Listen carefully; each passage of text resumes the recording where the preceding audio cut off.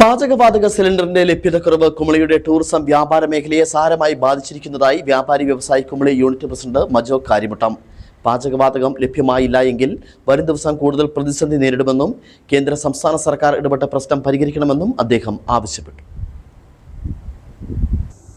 കഴിഞ്ഞ ഒരാഴ്ചക്കാലമായി രൂക്ഷമായി അനുഭവപ്പെടുന്ന വാണിജ്യ വാതക സിലിണ്ടറുകളുടെ ലഭ്യതക്കുറവ് കുമളിയിലെ പല വ്യാപാര സ്ഥാപനങ്ങളും അടച്ചുപൂട്ടൽ ഭീഷണിയിലാണ്. കുമളി എന്ന് പറയുന്നത് നമുക്കറിയാം, അന്താരാഷ്ട്ര ടൂറിസ്റ്റ് കേന്ദ്രത്തിൻ്റെ പ്രധാന കവാടവും പട്ടണവും അതോടൊപ്പം തന്നെ തമിഴ്നാട്ടിലേക്ക് ധാരാളം ആളുകൾ വന്നു പോകുന്ന പ്രദേശമാണ്. ഇവിടുത്തെ ഹോട്ടലുകൾ, തട്ടുകടകൾ ഉൾപ്പെടെയുള്ള സ്ഥാപനങ്ങൾ അടച്ചുപൂട്ടുന്നത് ഇവിടെ എത്തിച്ചേരുന്ന യാത്രക്കാരായ ആളുകൾക്ക് വളരെയേറെ ബുദ്ധിമുട്ട് സൃഷ്ടിക്കും എന്നുള്ള യാതൊരു സംശയവുമില്ല. ഇവിടെ എത്തുന്ന സഞ്ചാരികളും യാത്രക്കാർക്കുമായ ആളുകൾക്ക് ഭക്ഷണം യഥാസമയം ലഭ്യമാകാത്ത ഒരവസ്ഥ ഉണ്ടാകുന്നത് വലിയ പ്രതിസന്ധി സൃഷ്ടിക്കപ്പെടും എന്നുള്ള യാതൊരു സംശയവുമില്ല.